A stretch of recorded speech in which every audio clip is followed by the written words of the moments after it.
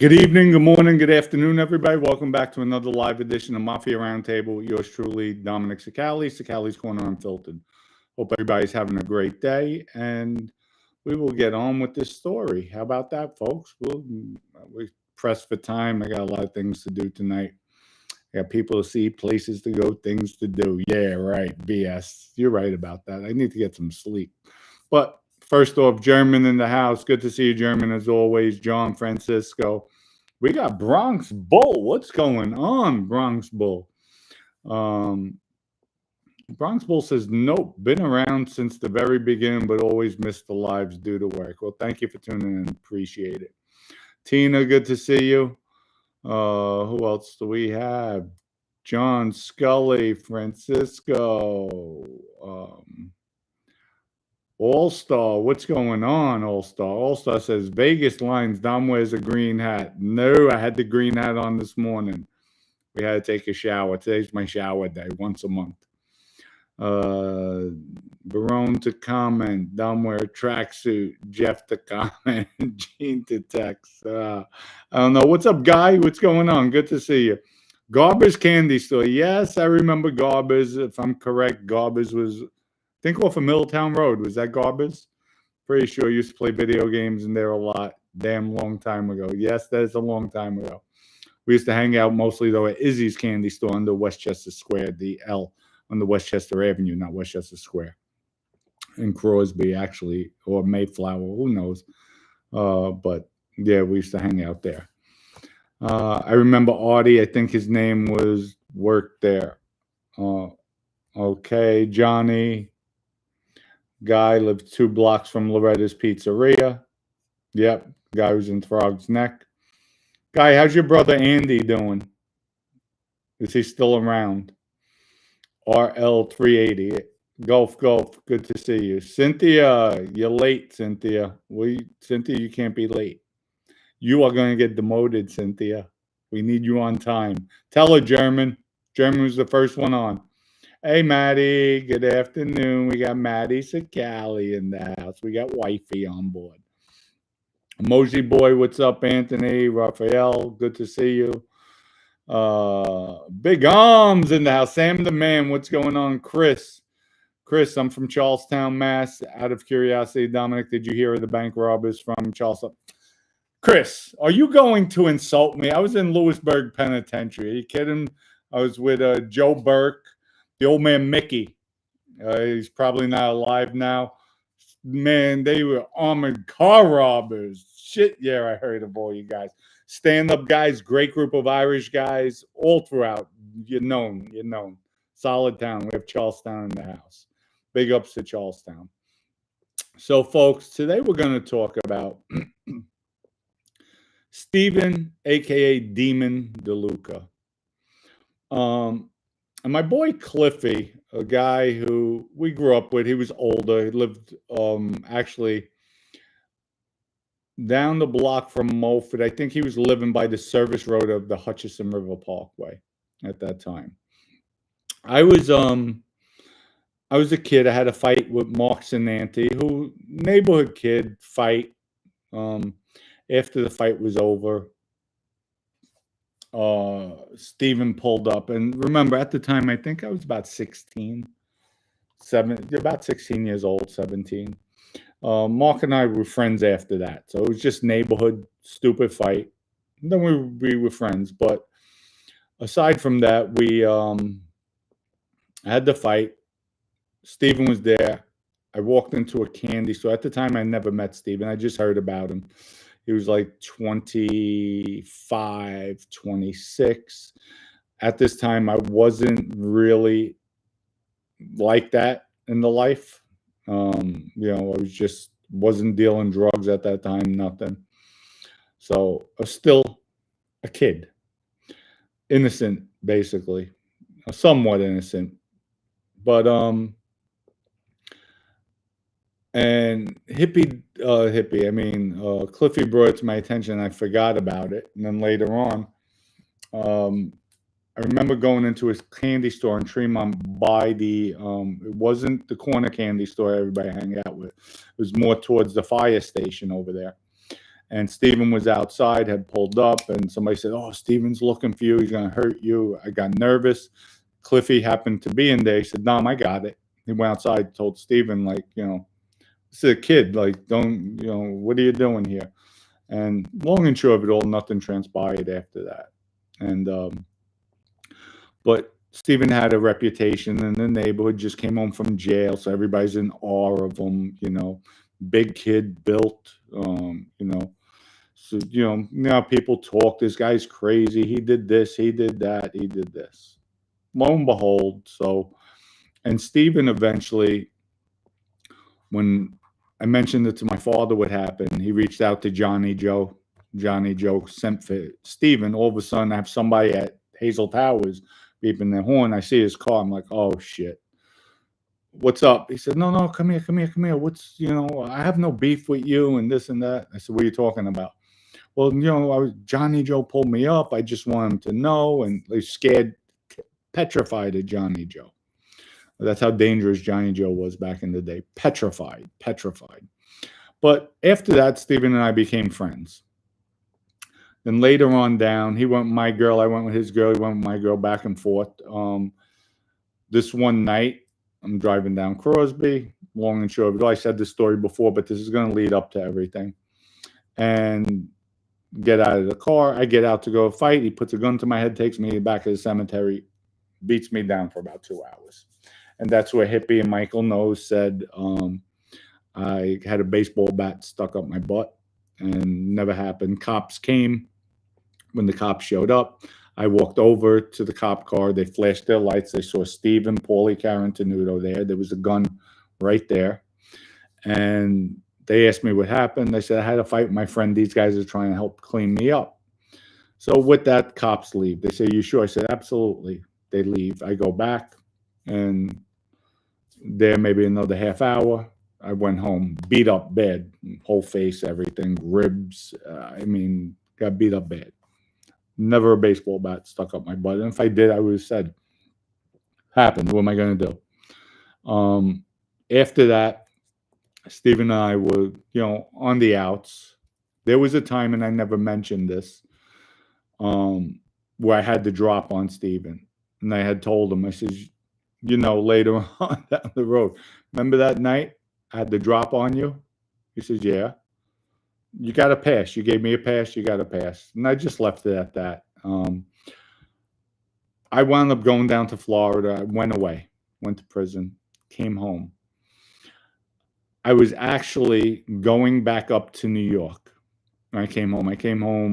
It was around December of 1990. I was out of state prison for killing somebody. Now, at this point, I'm a stone cold gangster killer. I put my piece of work in. There's no fear in me anymore. There's no hesitation, because I know the life. I've already put my body in, and that was it. So I was going up there for bad intentions. Stephen, I wanted to take him out. I just didn't accept it. I was going to make a statement. A dear childhood friend of mine was in my mother's house. I get on the phone with him. I'm not going to mention his name. He says, Dom, do not come up here. There's about to be a major arrest. I don't want to see you implicated. Long and short of it all, I said, okay, thank you. I'm not mentioning the guy's name till this day. He's my dear friend. We're in touch. And I turned around, and I'm thinking nowadays, he probably cooperated to get out of a drug case, whatever was going on out there. But he didn't want me implicated. He protected me. Around that time, Stephen gets grabbed. Now, we'll go back. We'll lay some groundwork. When I was with Stephen, we were close. He had one of those new Sevilles when they came out with the slanted back. Beautiful car. It was like a champagne gray color, but more on the gray side. He had the black fake convertible top. Really sharp car. And we'd always hang out, ride around the neighborhood, party, just do a lot of different things. I have a lot of stories with Stephen that I haven't told yet. But It came about when it was Stephen started hanging out more with Paulie Carantenuto. And they started robbing people in the neighborhood, people that were hooked up. And something happened. I'm not sure. I think they robbed them or they threatened him. They shook him down, took money, and told him to go scratch. But it was Sally Kao. Sally Kao owned him and his brother, Johnny. Johnny was actually a fireman at one time. They owned Crosby Cab Service that was in Pelham Bay, and Zero Cabs, which was in Tremont. So they had Pelham Bay and Frogs Neck locked up, cab service. And I don't know how he inherited it, but Michael Knowles had 25% of the cab company later on down the road. They were around Michael Knowles. Actually, I think Johnny was around Michael. Sally was around Vinny. And I remember Stephen, all of a sudden, Stephen was always packing a gun. What's going on? And there was talk between him and Paulie how Vinny, and I didn't know Vinny at this time. I didn't know who Vinny was. Vinny tried rolling up on him. Stephen caught the move. Like they tried talking positive about it. So what Stephen did in the car, the glove box, you undo the screws, you pull out the glove box, and there's a lot of space there. It's solid. So that's where Stephen kept the 9mm, put it back in, then have the screws tight, had it where you could yank out the box and grab the weapon, the gun, real quick. So later on down the road, Vinny tells me the story. This is years later when I, now tells me. I says, what happened with you and Stephen that time? So he said, I was with Sally, and I'm pretty sure he said robbed Sally. At that time, Sally wanted him dead. And Vinny said, I had Sally in the car. We saw Stephen. I came out with a gun. And Stephen was posted up outside his car, or just getting out of the car, getting in the car. And as Vinny's walking, getting ready to shoot him, he has the gun to the side. And this is broad daylight, walking up on him. And Sally yells to Vinny, Vinny, no, no, no. Vinny goes back to the car. Said, no, there's too many people, cops. Vinny gets in the car. But as Vinny turned to head back to his car, Stephen caught it. And he looked at Stephen. He said, you're lucky. You got to pass this time. And Stephen, whatever he said. And from that point on, Stephen was carrying, knowing Vinny's coming after him. Now, in my opinion, Stephen wasn't built like that. Stephen would kill you, yes, but he wasn't built like a Vinny, where Vinny's going to get his man. So it's years later now. Now we'll go back to present time, years later, when I came home from jail. I hear Stephen got killed. I said, oh my God. And I called my friend, thank you for telling me not to go up there. I was going up there with bad intentions. And even if I didn't grab Stephen, me being up there, everybody would have said I did it. Even if I didn't do it, which I didn't. I had nothing to do with that homicide. So now Mr. Washwoman, Michael knows what had happened with Stephen. Years later, of course, Vinny never forgets anything. Stephen DeLuca had, at that time when I caught actually when I murdered George Keogh, I went back up to New York and I was trying to get with Stephen. Couldn't get with him. Stephen was doing a lot of heroin at that time. I mean, from being big, I heard he was like this. Robbed somebody down in Hunts Point, robbed a heroin spot. They shot up his car, all bullet holes in his car. They wound up shooting him. He survived. And then before I went away, I heard he wound up, or while I was out on bail, I heard he went away. So went to jail, came home, was in shape again. I don't know. I didn't see him. But he started messing around too. And of course, Vinny doesn't forget. Vinny will not forget. He was messing around with Joe Monk's, I think, wife at the time, TONI-ANN. And this one particular night, Stephen's coming out of the house. I'm not sure if they was living on Country Club by the Expressway or in Throg's Neck, where she was living. But Stephen's coming out of the house. There's Vinny, and this is stuff the government already knows, but I'm going to keep some names on the side. Vinny's not driving. There's another guy driving. Vinny jumps out. They have a van. Vinny, Michael knows. There's another gentleman who I'm not going to mention. I'm going to mention Michael. You know why? GP. Michael never pulled the trigger, but Michael was there on 2 different homicides with Vinny. Maybe 3, but 2 for sure. They grab Stephen. As they grab him, again, they put a gun to his head, so right there he's not fighting. They grab him. As they grab him, the van door opens up again, so they were probably outside the van. I'm not sure unless it was still open, but they throw him into the van. The other person's waiting inside the van.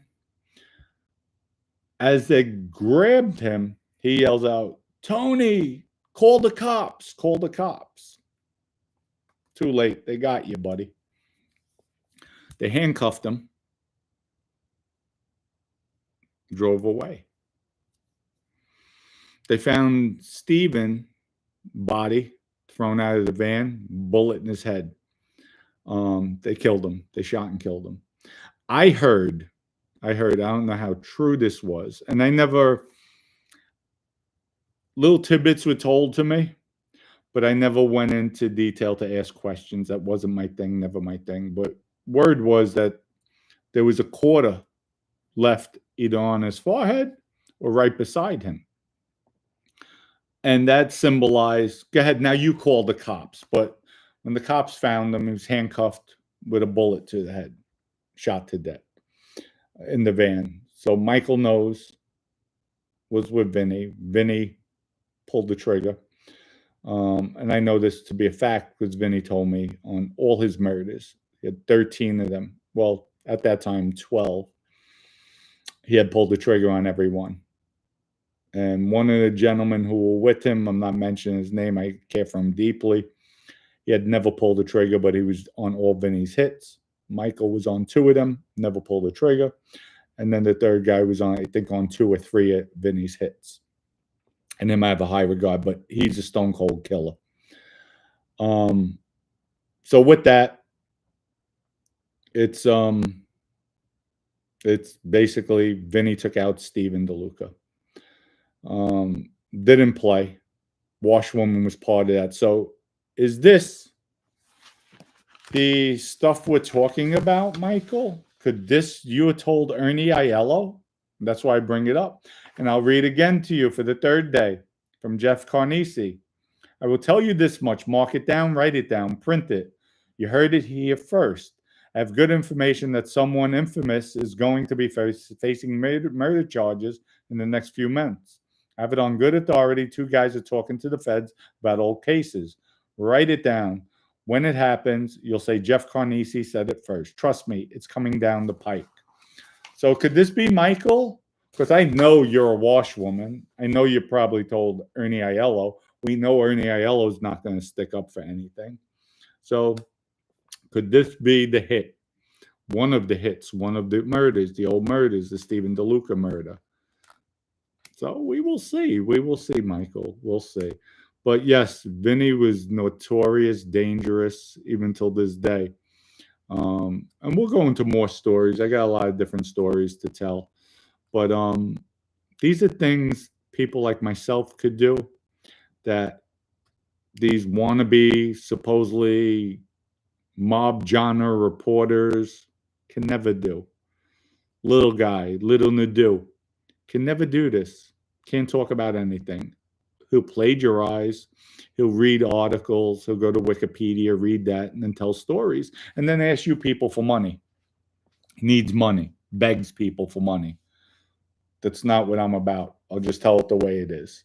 So I hope everybody enjoyed that for the first time that I told the story in its full entity with 2 of the players that were involved. throwing Stephen into a van. And Stephen, when I tell you folks, growing up, like once I got to know him, funny, personable, witty. His father got him a job. Actually, he was a union delegate. Union delegate. He became a union delegate. He had a good career, good head on his shoulders. I mean, when I tell you, if you remember John Claude Van Damme when he was young, he was a good-looking guy. Stephen resembled that look, but 10 times better looking. I mean, girls would stop and look at, and he was built, had a really good built on him. Personable. We had a lot of laughs. I have a lot of stories with him as well. But really, really good guy. Had the world by the cojones, and it's sad. It's sad what the streets did to him, what drugs did to him, actually. And when I tell you, he had more girl, it was ridiculous, ridiculous.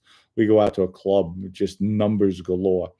Eventually, I'll tell you the fights we had in the streets and certain altercations and all different things. So there's a lot of stories with Stephen. So and Paulie Carantenuto. So those stories will come out soon. But that's basically it in a nutshell. So we'll answer some questions, and there you go. Peter, you got blocked. See, Big Arms took you out. Thank you. We don't tolerate that here. So Peter, go to the Dude's channel, and because half the times you're a type of guy wouldn't even say shit to my face, but it's all good. You're entitled to your opinion, what you want to say. Also says, but he did dance like Van Damme. No, we got Joseph. Nadu runs a billboard and a show basically begging for money. It's watchable after 60 seconds. Anthony says, Francisco, okay. Brown Snake, man, the gatekeepers really hate baseball in this one. Listen, things were said in the neighborhood, so be it. But it was funny. It was funny. Nobody ever said anything to my face. It was always behind my back. And people that know me knows that never happened. They saw me the next day, just banged up my face, my ribs. That was it. Didn't go to the hospital. So, all that's just hippie. That's all hippie's going to do. And by the way, folks, I have another hippie story coming out. So hippie, for you, hippie, brother, I already know about the guy that you knocked off the list. The Genovese folks are putting out a list. They already put out a list to straighten out guys. Hippie knocked the Jersey guy down. And the guy supposedly is tough from what I'm hearing. I'm going to do some more research on it and ask around. But initially what I heard, he's a tough guy. And basically blew up that hippie's a junkie drug addict. So we'll go into that more so after I validate everything what I heard. Just got that today. But that's it. So we'll answer some questions. We'll go to TikTok real quick. And that's it. We'll wrap it up today. And folks, check out the link, the description. Tomorrow we're dropping another video. I think it's a Bronx Tale. Check it out. Hit us, give us the like button, hit some likes over here. That's all we ask for on this channel. And also join the OCM family. That's our cryptocurrency. For those of you who are here the first time, we have a cryptocurrency. It's out about 60 days, stable. We're just trading under half a penny. Came a long way. And we have a lot of things we're getting ready to launch. They're coming soon. And we have a lot of things to do. People, please hit Trump up on Truth Social. Tell him I need a clemency. I already filed the paperwork. I have to get the lawyers to pull my cases because that has to be submitted as well. So we'll get that started. So that's about it. So Anna, good to see you, Anna. Thank you for coming on. As always, you're most welcome, my dear. Chris, Nadu has nothing to do with the streets. Nadu is an editor, a writer. No, Nadu is not an editor. He's not a writer. He's a plagiarist. That's all he does. He reads articles and then he tells the story in his version. Makes it like he knows everything. makes it like it's breaking news. Nadu would be nothing if it wasn't for once in a while he'll catch something different.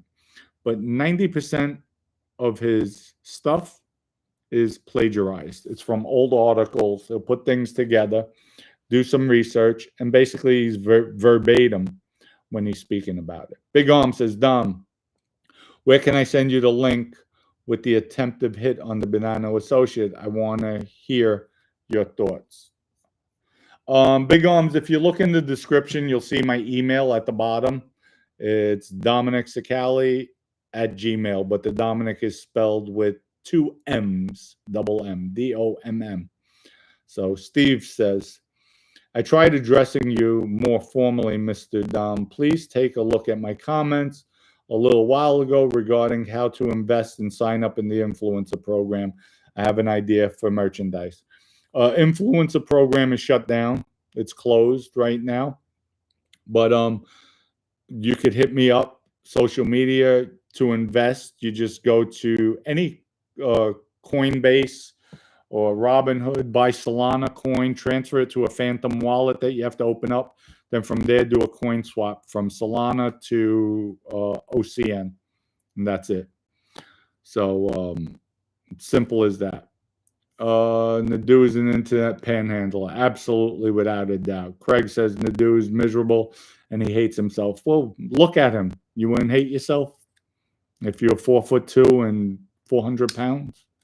So All-Star says, you know those candles that were like lighters? I could see Jeff's head as a lighter. Oh, my God. Steven says, not merchandise. Merchant. Oh, the merchant. All right, just hit me up. I'm sorry. Yeah, listen, I get a lot of emails. Just I'll answer it. We have York in the house. Medium profile on hats, not high, not flat. I approve. Thank you. It's just keeping it simple, clean, to the point. We're coming out with our Wise Guy Wear, powered by OCN, Dom Cicali. We're coming out with our Wise Girl Wear, powered by OCN, Dom Cicali. So remember, folks, like I said, Truth Social, hit Trump up. I need a clemency because I'm going to be running for governor. I'm going to put a run in for it. Hopefully, I get approved. We get my voting rights reinstated where I can run. Then I'm going to stop all corruption in the state of Florida. We're going to put an end to insurance companies taking advantage, lawyers taking advantage, accident injuries, the lawyers working with certain surgeons that they give overly inflated bills, and who suffers is the people. We're going to help the elderly. We're going to help the unfortunate people out there that are struggling. We're going to look to actually make the school system, the public school system, more accountable, more interactive with the students, as opposed to if they were going to Catholic school, because the kids' future lies in the hands of these teachers. They have to be more engaging, more caring, not just, I have a job, it's a public system, go about it. So we're going to make change here in Florida if I'm elected, and that's it. I'm going to have a governing board, a panel of attorneys that oversee my every move, totally transparent. So there'll be no corruption whatsoever on my end. And that's it. We're doing it for the people. I'm doing it for a legacy as opposed to official Crypto Nostra. We're here for the people. Become part, join our family, join the movement. And I need you people to support me. So go to Truth Social, hit Trump up, pardon Dominic Cicali, next governor of Florida. Hit him up.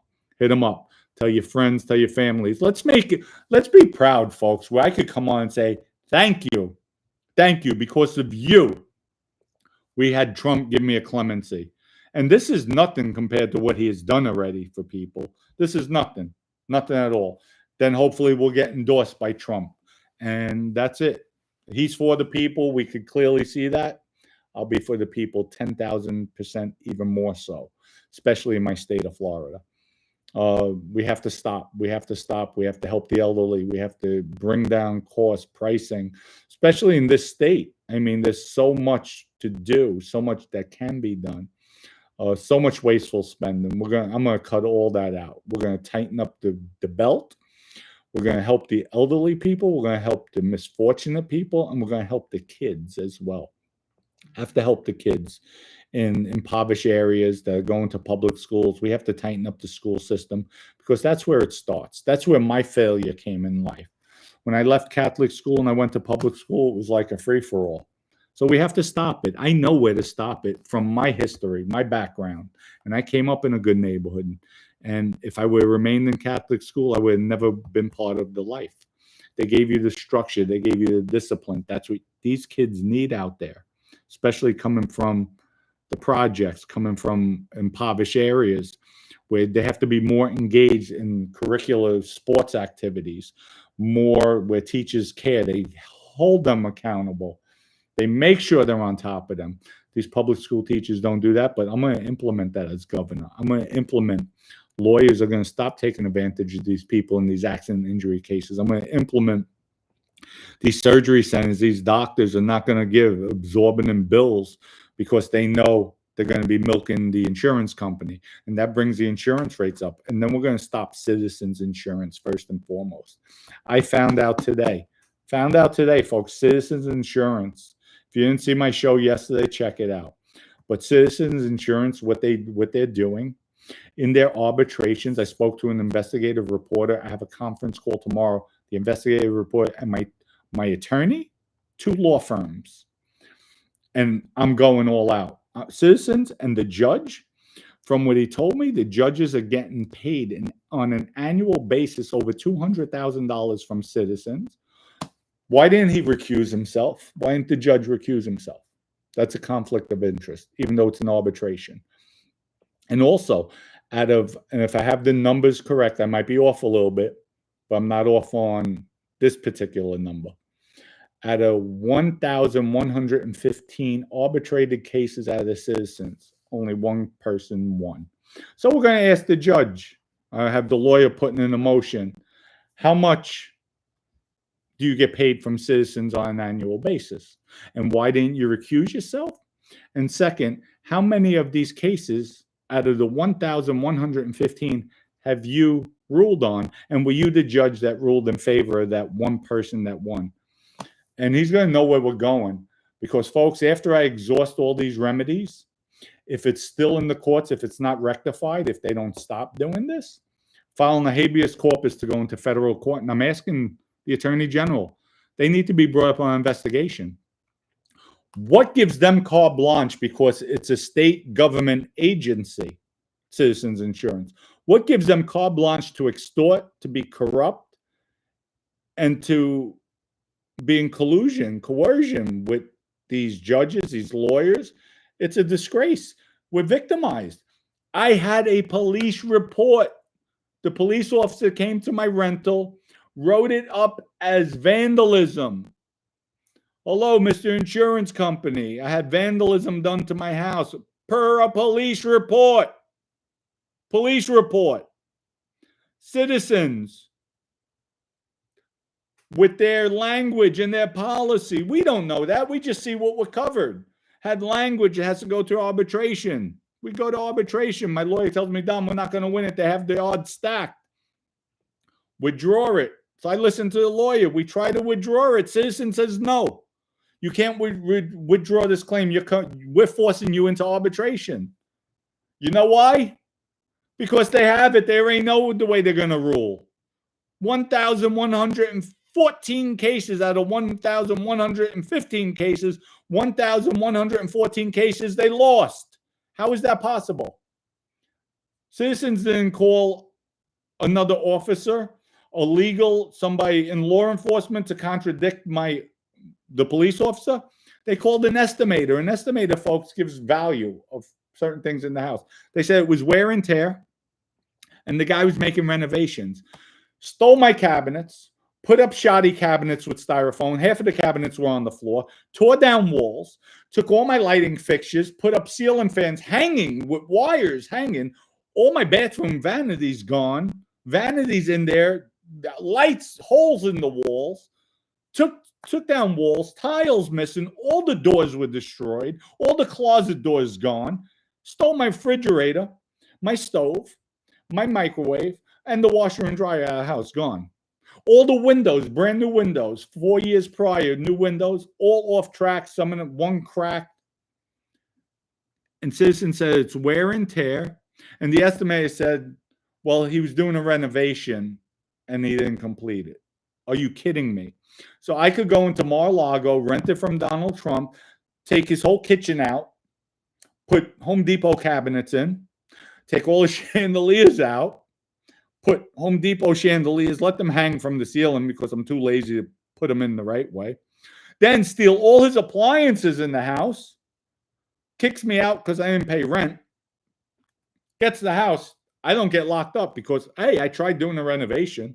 Oh, you're joking, right? You're joking. So I pay my policy. My house gets vandalized, cop report. I file a claim. Now I got to pay out of pocket to fix the house. My insurance, they didn't cover it because I lost the arbitration because they have it stacked. They're paying these judges. Where does it leave me? Now I'm stuck with anywhere from a 15, 20, I could be stuck, $15,000 to a $20,000 legal bill. And who makes the ruling? The judge. Are you joking? Are you joking? But you know what, Judge? You're barking up the wrong tree. Definitely. So, folks, that'll be another thing. I'm going to post the judge's information, and we're going to bombard them with letters, and that's it, or citizens. It's a shame. And, folks, this could happen to you. This could happen to you. People are living in Florida watching this now. We're going to make a movement here. And that's why I'm running for governor. All this has to stop. Has to stop. Because one of the attorneys told me, and I said this yesterday, well, I spoke to a head justice, and they're disgusted. They're fed up. Then why aren't they doing something? I told her, why aren't they doing anything here? And she's like, oh, they are. They're talking about it. Why aren't they asking the DA, the Attorney General, Assistant Attorney General, to investigate this? There's corruption, there's fraud, there's collusion, coercion. Because I was also told when Citizen has to go, now this is an arbitration. It's not a trial. It's not in the court system. They have it rigged, so it's an in-house system. They're spending tons of money on each one of these, knowing they're not getting stuck liable for the bill because the judges are all ruling in Citizen's favor, and we're getting screwed over, the insurers. But when they go to regular court, they're not spending any money. They try to settle it out, knowing that they have to pay. Makes no sense, folks. Makes no sense. So we're going to go after them. We're definitely going to go after them with this. Yes, I'm still on. So, yes. People, you still on? Everybody still on? I had my wife send Trump a message for good luck. Thank you, York. I appreciate that. Yeah, we're still on. We're still going on. Cynthia says, guys, be careful. We blocked my friend Joey, New York. Cynthia, I have no idea what you're talking about, but thank you anyway. So people, go to Trump, go to Truth Social. Again, keep on hitting them up. Keep on hitting them up. Please give Dominic Cicali, former Bonanno Capo, a clemency. We need him to run for governor to weed out the corruption in the state of Florida. Who better than a former mafioso? And folks, what I'm going to do, like I said, I'm going to put a law firm behind me overseeing my every move. When I sign contracts, when we give bids away, they're going to watch everything. Whoever has the best pricing, best credentials, and I can hammer them because I know the business. I know from highways to buildings to bridges, everything, to pilings, everything. We did all that through my life. So we're going to help save. We're going to help with the medical. We're going to stop the overbilling with DME products, even with pharmacies. Do you know pharmacies? They XYZ, they'll give prices out. They're making a crushed killing. And then they get reimbursements from the pharmaceutical companies. They get major reimbursements. Folks, it's disgusting. It's disgusting. I'm going to put an end to all that. You know why? This state deserves better. The old people, the veterans, the elderly, they deserve better. The people that are impoverished, that aren't doing well, that are struggling every day, deserve better. with the school system deserve better. That's where I went wrong. When I went to public school, that's where it was. If public school acted like Catholic school, I never hit the streets because I always need that guidance, that stability, that thumb over me. That's what these young kids need. And that's what we're going to implement. That's what we're going to do. We're going to create programs for them. And that's what it's about. People, hit that like button, hit the like button, and that's it. Sin says, Don is delusional. You know what? And it's funny that you say that. You're correct. I'm delusional. I'm crazy. I'm out of my mind. But people in life, you have people that always say that. You have the negative people that talk like that. But I like that because I knew that was coming. Dom, you're out of your mind. You're crazy. People, when I tell some people close to me, they laugh. Oh, my God. No, it's not oh, my God. You might think I'm crazy. You might think out of my mind. But if I lose, I lose. It's not going to be because lack of effort. It's just going to be because it wasn't meant to be. And at that point, I'll never have any regrets. I could always look back and say, I tried it. I did it. A good friend of mine at one time said, Carlos told me, when I did the concerts, and I was like, oh my God, I can't believe it. Failure. We lost money here, these concerts. He said, Dom, look at it this way. You'll always be able to say you tried, you did it. Just put it on your resume, something you did. You'll never have any regrets. And with that, he was right. He was right. So all you haters out there, all you people said that with Trump when he first ran for office. He'll never do it. He went in as a joke. Look what happened. Became the president. Tried impeaching him twice. Beat it. When he was out of office, convicted felon. I think 31 counts. I think. I'm not sure, but a lot of counts. Ran for office again, president. Nothing in life is impossible, folks. Believe in your dreams. And if people don't laugh at your dreams aren't big enough. And I'm here for you, the people, everybody out there. We're going to make a difference. So with that, we're wrapping it up. I got to go. And I'm not going to hit TikTok today. We'll save it for tomorrow. Hope everybody has a splendid day, great day. Much love and respect. And Hippie, we're going to be talking about that list that's going around, the Genovese crime family, people that are getting made or about to get made, and you knock down the person. Why would you knock down a person because he's a degenerate gambler, Hippie? But the guy called you out in the streets, and they told the guy, you might get clipped for that. Called him a junkie. Said, Hippie's a junkie. How could Hippie knock me down? He's a stone cold drug addict. And Hippie, I know the clubs in Manhattan, too. Just got the list. The clubs you visit in Manhattan, you're not going to be shaking them down. Not on my watch, Hippie. So everybody have a great night. Much love and respect. German, thank you for the contribution. German says, we're going to invest in Crypto Nostra. Thank you. Much love to everybody. Everybody have a great evening. And please go to Truth Social now. Hit Trump up. Please give Dominic Cicali, former Bonanno Capo, a clemency. He's been out. He's doing a lot of positive things. And we want him to run for governor, the state of Florida, to stop corruption. He is for the people. And do it. There you go. Much love and respect. Everybody have a great day. And we'll see everybody tomorrow. No, tomorrow live at 5. It won't be live at 5. It'll be the premiere of another show. So check it out tomorrow. And then we'll be back live at 5 Saturday, maybe talking about Hippie. Everybody have a wonderful day. Have a great evening. Much love and respect. And I'll be tagging everybody tomorrow morning after my workout. Peace out.